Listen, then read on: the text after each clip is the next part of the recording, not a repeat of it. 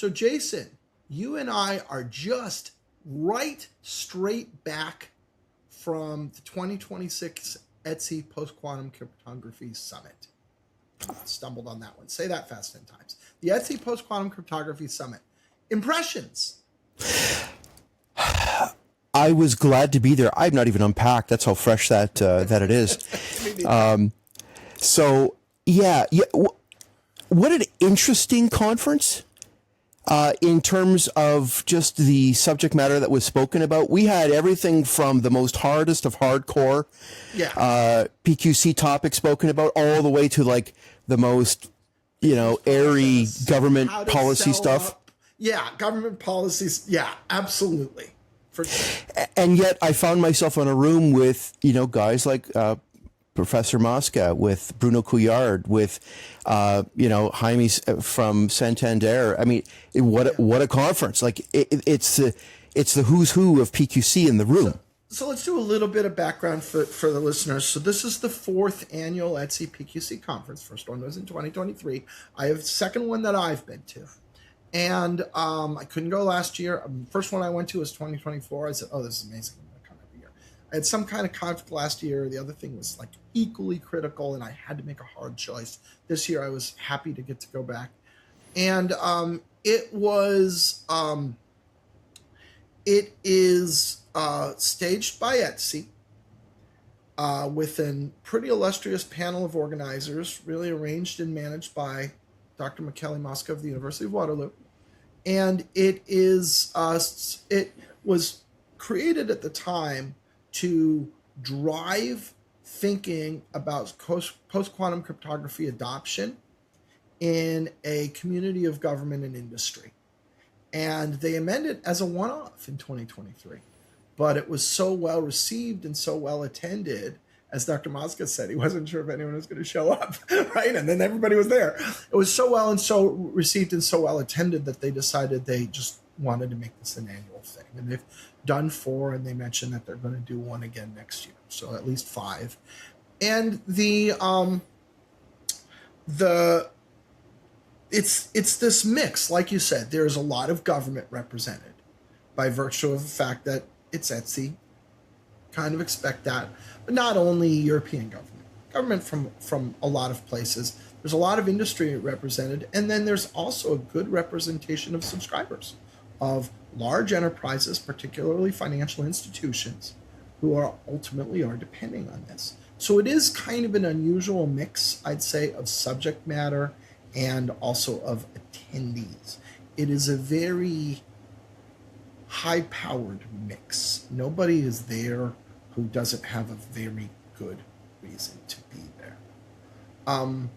The other thing I think is interesting about it is and in this one, honestly, I'll say this is a little, I find this feels a little odd to me, that the conference is probably 1/3 quantum key distribution, right, and 2/3 post-quantum cryptography.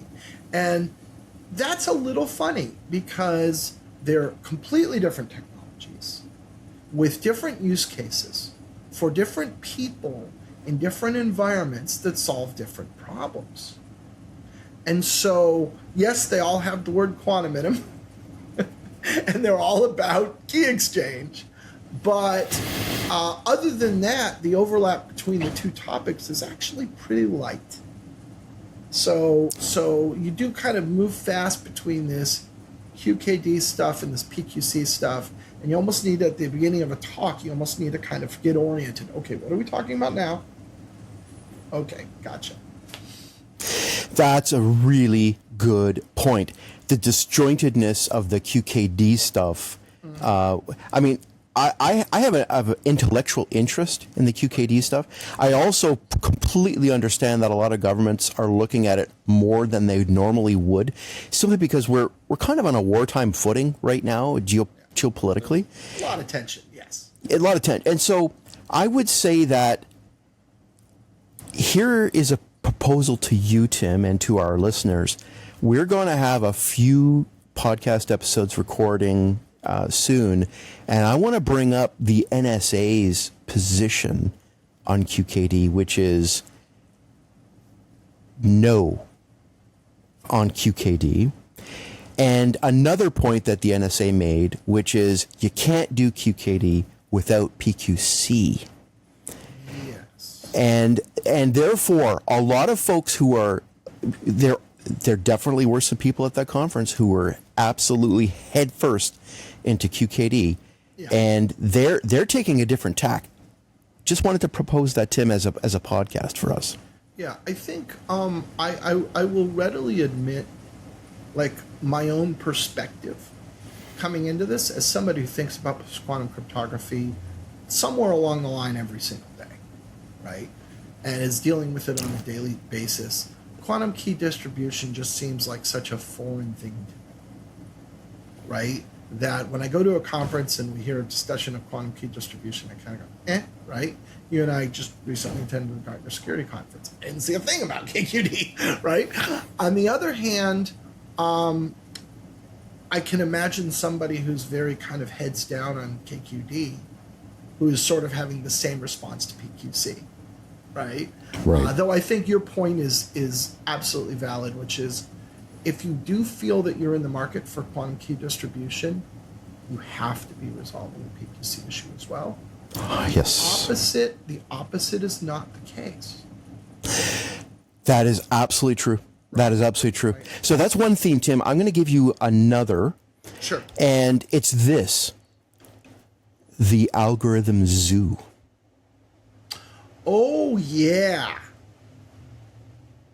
Because there was a Chinese contingent there who spoke very plainly about their opinions about NIST algorithms, what they were doing for their own stuff.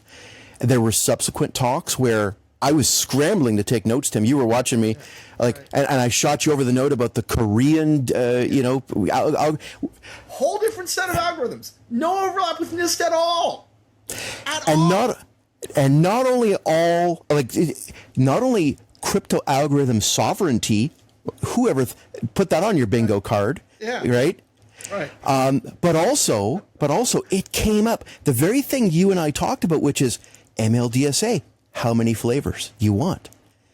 In other words, there's a zoo even within our own NIST world that you and I kind of live in. So, Tim, it's getting a little crazy. It's getting a little crazy. I actually did speak at the conference. And one of the points that I tried to make that I think landed very clearly is that there is no single consistent cryptography moving forward. That the days of we've got this thing called RSA and we're going to work our whole career with the same cryptography is behind us. And from here on out, we have what I called cryptographic fraud. Right? If we all remember Frogger, there's a little frog and he's got to move on the road and cars and trucks are coming, and if the frog doesn't keep moving, the frog dies, right? So we're the frog. And that's just what we have to do from here on out. And I feel like that point resonated very well with the audience. And I very much believe it. I think it's correct. And I routinely talk to people who I think haven't wrap their head around that idea yet, that the need for agility, it's not just a thing that somebody says on a list of to-dos. It really is the difference between success and failure in the future. That was very near the end of the conference, and it was like a wave going through the room, because for 3 days there was a business track and then 2 days of technical track. Nobody had heard those words said yet. Yeah. And you're the one who made the point, and it really, it reverberated the whole room. We had Dustin Moody on the track day one, and, he went through, his very, standing by his standardized algorithms and going through, the fact that at the same time, yes, we're going to stand by our current algorithms, and yet we have a major program to try to fill in the blanks of how do we are we even sure we're going to continue to use MLDSA for long? Who knows? And Dustin was clear with you and me at this point more than a year ago on this very show about that exact point, that no, this is not the end state. We are going to continue to work. And he always makes a joke. He says, that way I have job security. He's just joking. He's doing what's good for the world. But that we will probably be continuing to analyze and examine and test and migrate to new cryptographic solutions just for the rest of our lives. Tim, I'm going to bring up a third. It's kind of a sub-theme, but I'm going to bring it up anyway. Some things that I saw were not just QKD versus PQC, but it further split out PQC into, there were some talks, very specific and very technical talks, on PQC for blockchain. Yes, that's true. Yeah. And the only reason I bring that up is because it's a whole other subgenre. In other words, you could have a whole conference on that alone and completely split it out from the conference we were at, and it would make sense. Yeah. But it just shows how what Professor Mosca had brought everybody together at this conference is a good thing. I think it's the best of all echo chamber type conferences where it's not an echo chamber in the sense that there are very different kinds of players in the room. It's just not what you would normally see, like, say, at the Gartner conference that you and I recently reported on. But on the other hand, some of the topics were interesting to some people. But on the other hand, I think it shows that the richness of what needs to be covered at a coming together of human beings at a conference needs to start widening out and starting to splinter a little more, because some of these things deserve their own extreme focus and attention, and I don't see it yet at a general PQC conference. Yeah, I agree. Now, I will say there is one other PQC conference that, if you take out the quantum key distribution, feels in many ways like what you and I went to, and it's going to be happening in December, is the PKI Consortium PQC conference, which I have attended every year except last year because, again, I had a conflict. I just couldn't. But it's a fabulous conference. And there is a plurality of voices, real pragmatic conference, focused on PQC, not KQD, focused on what practical users, subscribers, practitioners need to do, and when and how. And that one we'll report on when that occurs. But that is a very, I think that has a lot of what you were talking about at that conference as well.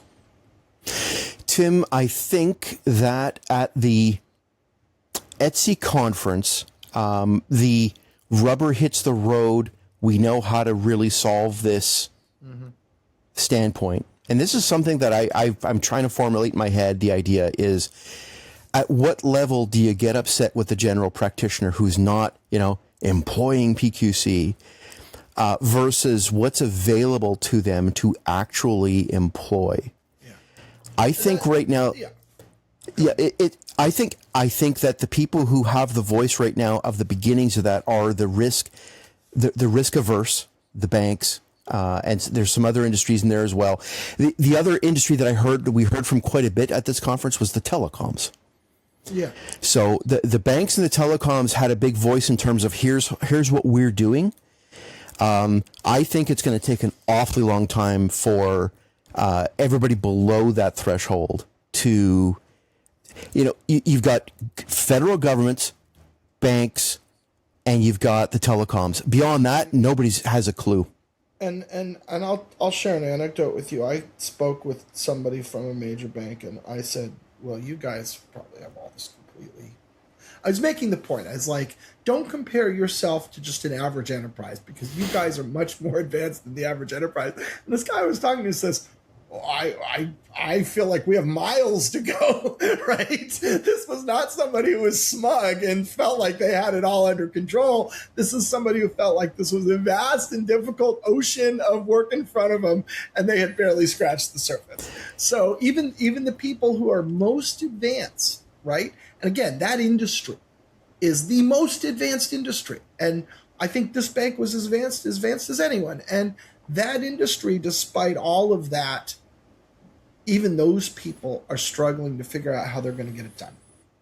Tim, I think the threshold for what makes you advanced, if you want to use that word, is having had a holy smokes moment of realizing I don't know what I don't know, and right. Oh my God. There may be a Dunning Kruger thing going on here, where as you begin to dig into the topic and actually learn about it and not get what you see in some article, but really understand what it means for your organization, that you realize that you know less than you thought you did. I believe I witnessed Dunning Kruger at the ETSI conference. And so it's alive and well right now, and I think we're going to see that for a long, long time to come. Yeah, I agree. Thanks, Jay. Thanks, Tim.